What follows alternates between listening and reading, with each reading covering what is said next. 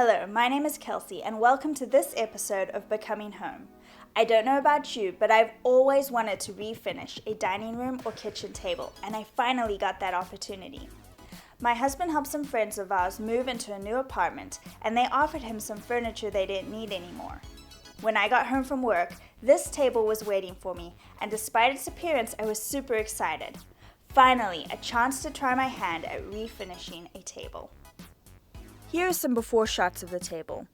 As you can see, the color is horrendous and the surface is marred by scuffs and watermarks, not to mention scratches.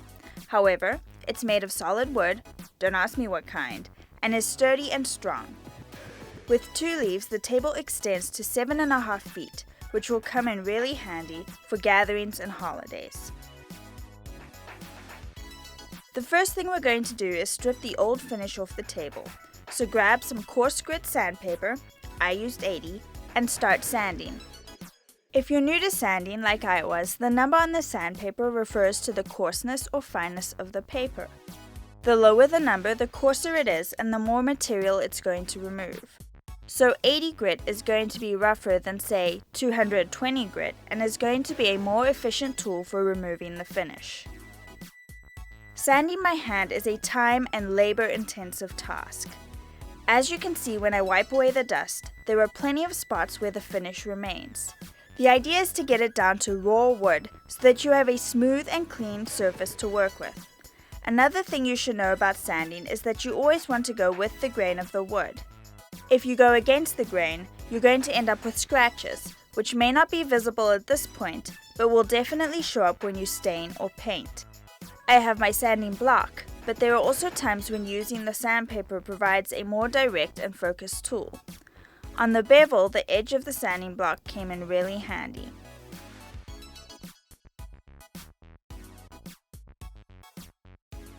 Here's a comparison shot of the 2 leaves, one with the original surface and one with the finish removed. Just a teaser of the beautiful wood underneath the old, dated finish. But there's no time to stop and admire, just keep sanding. And sanding and sanding. Guys, I do not think I will tackle another project this big without first purchasing an orbital sander. I wanted to show you that it can be done on a budget, without power tools, and I also found it a rewarding experience to sand the entire thing by hand. But believe me, it's hard work. It takes hours, days even, to sand down an entire table. Your shoulders and wrists will complain. It's tough on your hands. Better believe your manicure won't survive. You'll get sweaty and dusty, and so will everything else in the vicinity, but the end product is definitely worth it. Remember what I said about sanding with the grain? Well, that's all well and good when you're talking about the flat tabletop. But do you see that beveled edge on my table? There was no way I would have been able to remove the finish on the edge without sanding against the grain. As it was, I still had trouble getting right into the corner in order to completely remove the finish. Here you can see me sanding across the grain. I slowed it down to real time so you can see some of the detail which would have been lost in the time lapse. I'm halfway done. I may not look it, but when I wiped down the table with water and saw the clean and gorgeous wood under all the dust, my heart was thumping. I was becoming super excited for the completed product. Definite motivation to keep sanding and strip the rest of the nasty yellowed finish. And here is the completely stripped table with both leaves in. See how long it is, plenty of room for guests. Now it's time to use a finer grit sandpaper to even out the surface, remove the scratches left by the 80 grit sandpaper, and get a nice smooth tabletop. I'm using 120 grit sandpaper, and since I'm no longer trying to remove material, I'm being more methodical and keeping my strokes long and even. I also sanded around the entire beveled edge and evened that out. I'm also using the 120 grit paper to sand down my table legs. I'm planning on painting the legs so I don't need to strip off the finish entirely, but I do need a surface that the paint will adhere to. My goal here is to roughen the surface of the wood so that the paint will stick, without giving myself extra work by entirely removing the finish. As you can tell, I'm just using a light buffing motion to roughen the glossy surface. Once I was done with that round of sanding, I took the time to wipe down my table with water and really get my working area clean. The fine particles of dust get into all the nooks and crannies of the table, and I wanted to be sure I wasn't missing any imperfections in the surface or areas that needed extra attention. Don't forget about the seams between the leaves where dust will accumulate. Especially when you start staining and painting, you don't want excess dust flying around and adhering to the sticky surfaces. I also shook out my sheet and swept the floor. There's no point in cleaning off your table if you're going to continue to kick dust up into the air with your feet. It's time for the final round of sanding. The idea with using finer and finer sandpaper is that each level sands out the scratches made by the previous grit. I used 80 grit, then 120, and finally 220 grit to get the desired surface. The fine grade of the 220 grit paper is going to ensure that my tabletop is smooth and blemish-free. In fact, the wood almost felt soft after this step. I was very methodical and worked my way from one side of the table to the other. I was also really careful to sand with the grain and avoid making any sort of horizontal strokes. Before I started this project, I read lots of how-tos on staining, and all of them stressed how important it was to ensure the surface was smooth and even. Scratches that were not visible before staining would stand out like a sore thumb afterwards. So I really took the time to go over the entire surface of my table with the 220 grit paper. I looked over the table at different angles and used the lighting to my advantage. You'll see me running my hand along the table. Your sensitive palm can be a great tool to locate those problem areas that are not readily visible to the naked eye. Once you're satisfied with the appearance and surface of your table, it's time to prep for staining. First, I use my vacuum cleaner to suck away the dust I just generated with my sanding. I also vacuumed the floor of the garage so that my work area was as clean and dust-free as possible. When you're working with stain or paint, any dust particles flying around in the air can get stuck to wet surfaces and will end up marring the smooth finish that you're striving for. You'll notice that while I'm vacuuming, I'm still finding spots I'm not completely happy with. I'm probably being a little paranoid, but remember, this table was my first project, and I didn't want to have to sand again after I'd stained. I'd already done enough sanding. If there are any unmistakable scratches or mistakes after you stain, you'll have to resand the entire surface of the table and remove the stain. If you attempt to just sand the blemish and then restain that area, the table will end up looking blotchy. Here are some shots of the table, completely sanded and smooth and ready for staining. I love the grain in the wood, how smooth it feels and how different it looks already compared to the original. You may notice some deeper scratches and marks in the wood that weren't removed with the sanding I did. I embrace those marks as character, a story of where this table has been. The final step before staining is to wipe down the table with a tack cloth. A tack cloth is a sticky piece of gauze that picks up any last particles of dust. Run it over the entire table and you're set. Now the table is ready for stain. This was the most exciting part of the project for me. I was so looking forward to the transformation that was about to take place. For staining, you'll definitely want to wear gloves. Make sure to read the directions on the can of stain you choose. Stir the stain with an old table knife or clean stick before you use it. You have the choice to use either a brush or a clean cloth. Dip your cloth or brush into the can and start applying the stain. I chose to use a cloth because I wanted to be able to really rub the stain into the wood. I applied the stain in the direction of the grain and used circular motions to ensure complete coverage. Using a cloth also helped prevent blotchiness by making it easier to blend between light and dark areas of the wood. Stain typically dries lighter than it looks when it's wet, so once I applied the initial stain, I went back and applied more. You'll see that I'm applying excess liquid. I wanted the wood to soak up as much color as possible. I let the excess stain sit on the table for about 5 minutes before I wiped it off. Blend any areas that look blotchy and make sure you don't let any excess dry onto the table. After about 4 to 6 hours, once it's completely dry, you can deepen the color by applying another coat. I was happy with the color of my table after the first round of staining, so I was able to move on to the next step, which is applying a protective finish. Here are some shots of the tabletop once the stain had completely dried. This is before I applied any protective coat, so you'll notice there's no sheen to the wood. I love how dark the pattern of the grain became, as well as the rich brown color. In the bright sunlight, parts of the table appeared yellower than I liked, and this worried me a little, but once I applied the protective coat, these became wonderful golden highlights, rather than gaudy yellow. When it comes to protective finishes, there are so many options out there that it can be overwhelming. Varnish, shellac, water-based polyurethane, oil-based polyurethane, and polyacrylic are only some of the terms you'll hear and read when researching which to use. Shellac can be affected by heat, and varnish is mostly used for outdoor items, so I ruled those out pretty quickly. Polyurethane comes both as an oil base and water base.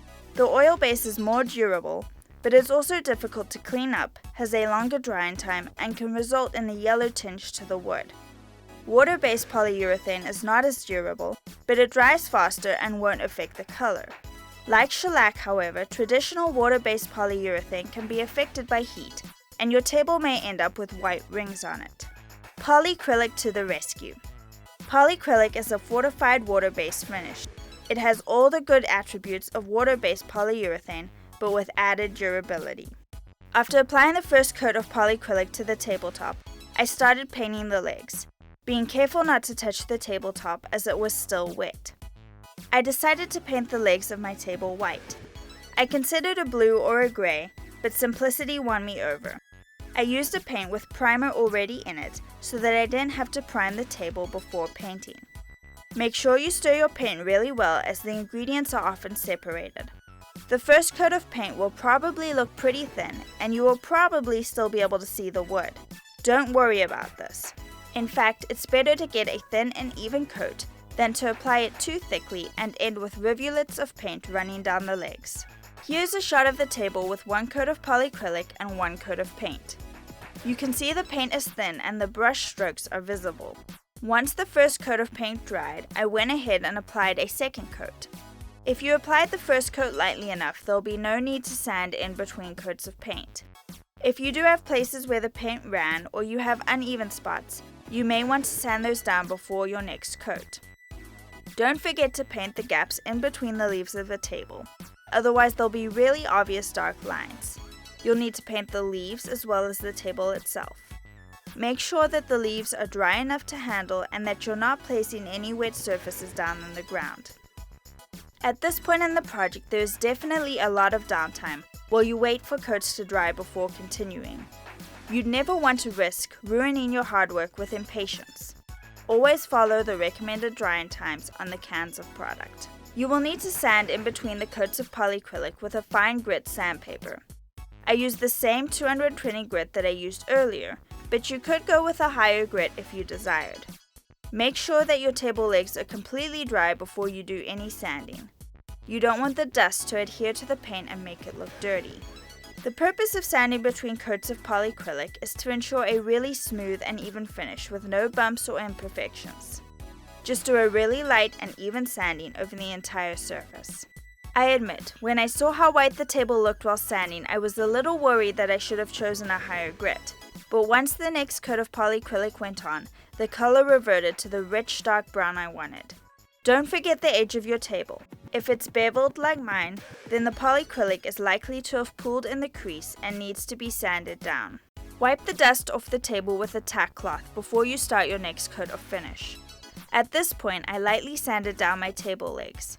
I wanted to give them at least one coat of protective finish as well. If you did a really great paint job, you probably don't need to sand before applying the finish, but I had a couple of uneven spots that I wanted to sand away. When you're applying polyacrylic, you want to work as quickly but as accurately as possible. Keep your brush strokes even and don't apply too much product at a time. Polyacrylic dries really quickly, so don't go back to a section that you've already painted. You'll ruin the smooth finish and the brush strokes will show. If you apply the polyacrylic too thickly, it may dry milky white instead of the clear coat it's supposed to be. This was probably the most intimidating part of the project for me. It was a struggle to refrain from going back over my work. I ended up putting 2 coats of polyacrylic on my table legs. I wanted to protect the paint from chips and scratches, from the knocks of chairs and the bumps of moving. If I were to go back in time, however, I would just give them one coat. Because polyacrylic is so runny, it's difficult to work on vertical surfaces, like table legs. This makes it difficult to get full coverage and apply the product evenly. There are some areas on my table legs where the polyacrylic looks yellow over the white paint. I think this could have been avoided by giving the legs just one coat instead of two. Because the polyacrylic dries so fast, I got a little white rim all around the edge of my table. This required some extra sanding attention to get it smooth. There are some points on my table where you can tell my sanding was overzealous, and there are some points where you can still see a little white rim. None of these mistakes are glaring issues and are really only visible if you look very closely. During my next coat of polyacrylic, I tried to be more careful at the edge so that it didn't go on too thickly and dry that way. This was my final round of sanding before I applied the third and final coat of polyacrylic. Remember to always wipe down the table with a tack cloth after you finish sanding and before you apply the next coat of polyacrylic. And always make sure the previous coat is completely dry before moving on. I applied a total of 3 coats of polyacrylic to my tabletop. If you think you need more durability, you can always apply additional coats. However, I have been very happy with my table's resistance to wear and tear. I have left glasses with condensation sitting on it, and I've placed hot dishes on the wood with no negative results. No white rings, spills are easily wiped up, and there are no scratches or dents in the finish. The surface continues to be smooth and glossy with no chipping in the paint or the polyacrylic. At the seams where the leaves are added, the polyacrylic ran down the cracks and dried. The edge was rough and uneven, causing the seam to look wider and more conspicuous.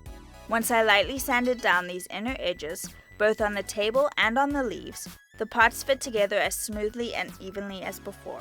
The last step to finishing your table is to rub the tabletop down with a piece of brown paper or newsprint. This burnishes or polishes the table and helps get rid of any last flecks or impurities that may have stuck to the finish. This dining room table turned out to be everything I hoped and imagined it would be. Even though this was the first time I tackled refinishing a piece of furniture, it didn't end horribly, but became a beautiful, functional table that makes my heart happy every time I see it. Before we got this table, we were using a square card table from Walmart. Through the generosity of our friends and some DIY hard work and sweat, we now have this wonderful table that graces the space it's in. I hope this tutorial has inspired you to tackle your own refinishing project. I found the experience to be immensely rewarding and a great adventure. It was well worth the hard work. Since we got the table as a gift, the only costs were the paint, stain, polyacrylic, and the sandpaper. Even if you buy an old table at a thrift store or garage sale, doing it yourself can save you a lot of money compared to buying new. So go thrifting, or look at a table you already have with new eyes. If you enjoyed this video, be sure and subscribe. You can watch my other videos by clicking here, or read my blog post by clicking the link below.